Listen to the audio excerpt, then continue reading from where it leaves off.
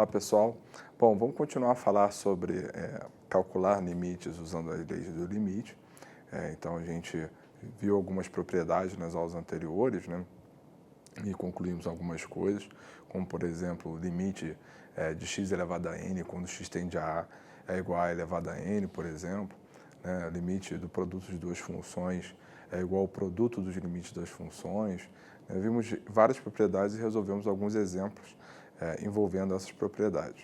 Bom, então, dando continuidade, né, a esse assunto, né, vamos começar hoje falando de uma propriedade que é bem importante, que é, se você tem uma função polinomial, né, onde eu chamei essa função de função P, então, para um número real qualquer, né, lembrando sempre que toda função polinomial, o domínio são todos reais, né, então, o limite de P de x quando x tende a A é o próprio P de A.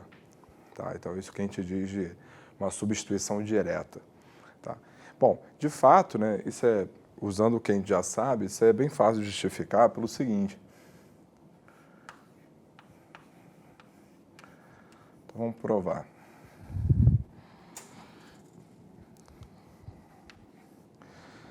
Então, isso é fácil de provar porque se a gente pega um polinômio P de x de grau n, né?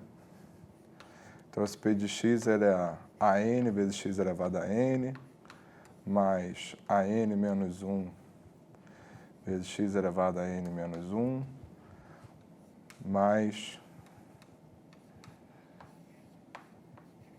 a1x mais a0.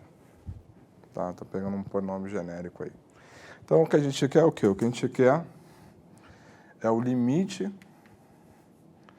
desse polinômio quando x tende a A. Certo? Bom, então, a gente tem um limite da soma de funções. O limite da soma é igual à soma dos limites. Sendo assim, esse limite ele é igual, então, a o limite quando x tende a A de AN vezes x elevado a n, mais o limite quando x tende a de AN menos 1 vezes x elevado a n menos 1, mais o limite quando x tende a de A1x mais o limite de A0 quando x tende a A. Tá? Então, daqui para cá, a gente usou o fato de que o limite da soma ele é igual à soma dos limites. Bom, mas como a gente viu na aula passada, né, o limite de x elevado a n quando x tende a A, esse limite aqui é elevado a n. O limite quando de x elevado a n menos 1, quando x tende a A, pela mesma razão, vai ser o quê? Vai ser A elevado a n menos 1. E assim sucessivamente, aqui vai tender a A. E o limite de uma constante é a própria constante, certo? Então, isso aqui ficou como? Então, isso aqui ficou AN vezes A elevado a n, mais AN menos 1 vezes A elevado a n menos 1, mais A1 vezes A mais A0. Acontece que isso daqui é exatamente quem?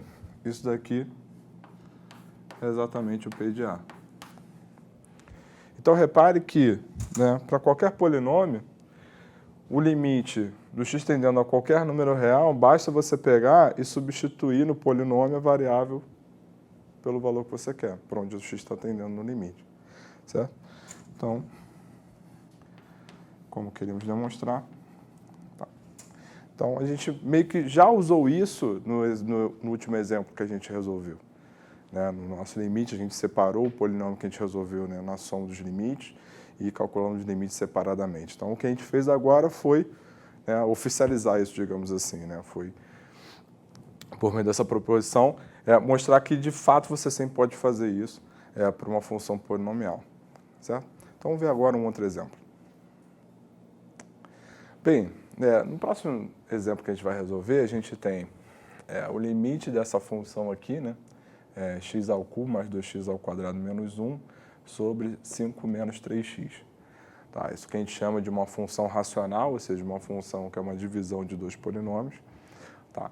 E a gente quer o limite dessa função quando x tende a menos 2. É isso que a gente quer. Bom, a gente viu já em aulas anteriores que o limite de f de x sobre g de x, quando x tende a um determinado número, é igual a razão dos limites, ou seja, é igual ao limite quando x tende a de f de x sobre o limite quando x tende a de g de x, isso se o limite de g de x quando x tende a A, isso for diferente de zero. Então, se o limite do meu denominador, né, for diferente de zero, de fato a gente pode desmembrar esse limite da razão como a razão dos limites. Tá? Então, foi isso que a gente já viu em aulas anteriores. Então, o que a gente vai fazer aqui vai ser o seguinte. Esse numerador, então, eu vou chamar de f de x, e esse denominador eu vou chamar de g de x. Então, a primeira coisa a fazer é verificar se o limite do denominador, quando x tende a menos 2, vai ser diferente de zero. Porque se de fato ele for diferente de zero, então a gente pode usar isso que a gente acabou de falar. Tá? Então, separar então em duas partes. Então,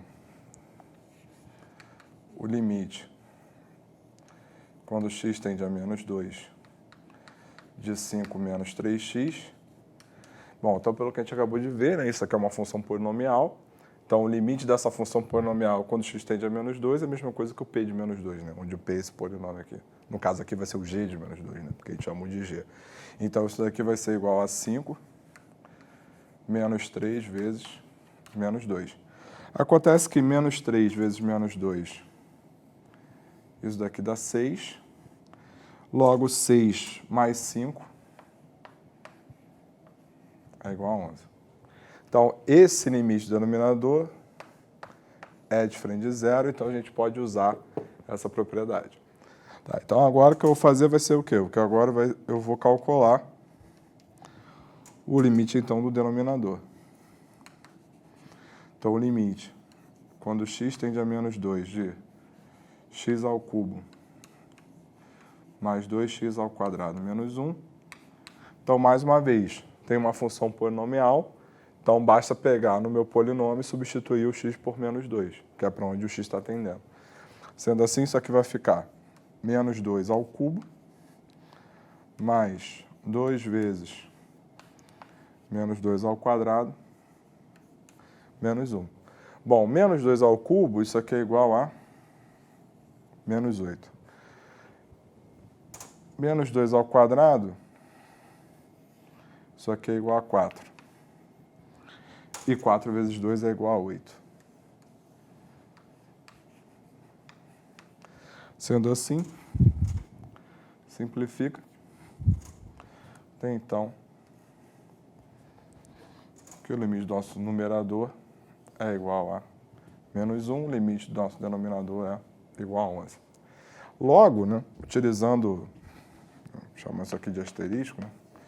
Então, isso aqui, utilizando asterisco, é igual aqui, então. Isso aqui é igual, então, a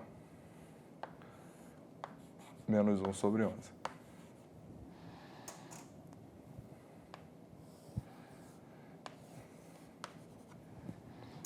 Certo?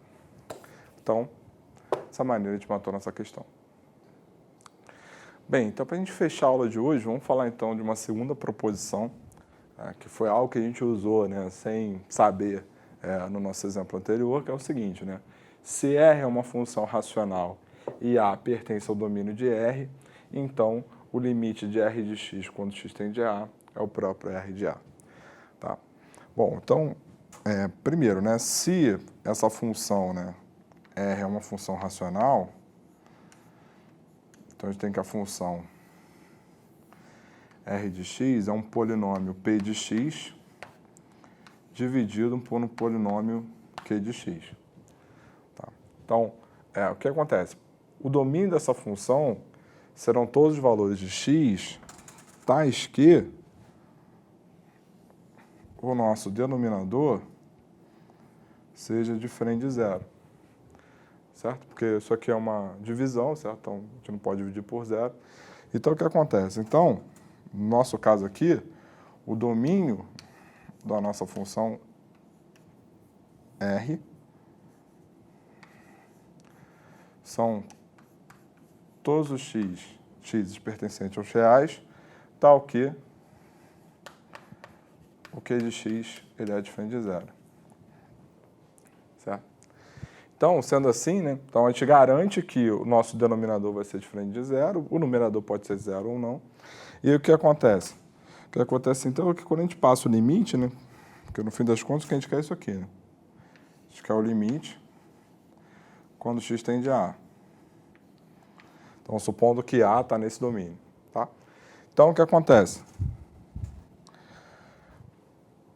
Essa função R é uma razão de funções, né, uma divisão de funções, onde a gente já garantiu que o limite aqui será diferente de zero, certo?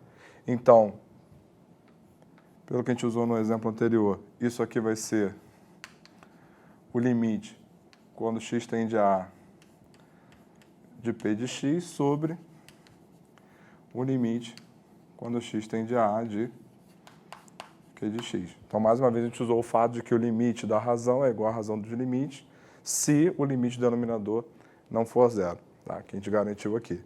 Ora, mas isso aqui é uma função polinomial, isso aqui é uma função polinomial. Logo, pela proposição anterior, isso aqui então é o quê? Isso aqui então é igual a P de A sobre Q de A. Ocorre que P de A sobre Q de A nada mais é do que R de A. Certo? Então, de fato, se A estiver no domínio, o limite da função R de x quando x tende a A também basta você substituir na sua função por R de A. E foi exatamente isso que a gente fez no exercício anterior, né? Então, como queríamos demonstrar. Então, foi exatamente isso que a gente fez no exercício anterior, certo? Ah, Gustavo, mas aí quando o limite no denominador for para zero, der zero, como é que a gente procede? Bom, para isso a gente vai, será o tema da nossa próxima aula, em que a gente vai resolver exatamente um exemplo em que isso ocorre, que você tem uma razão de funções polinomiais, porém o limite da função do denominador vai para zero para um determinado x. Tá? E a gente vai aprender a se livrar disso, né, fatorando e tudo mais. Então, esse é o tema das nossas futuras aulas. Tá bom? Então, até a próxima.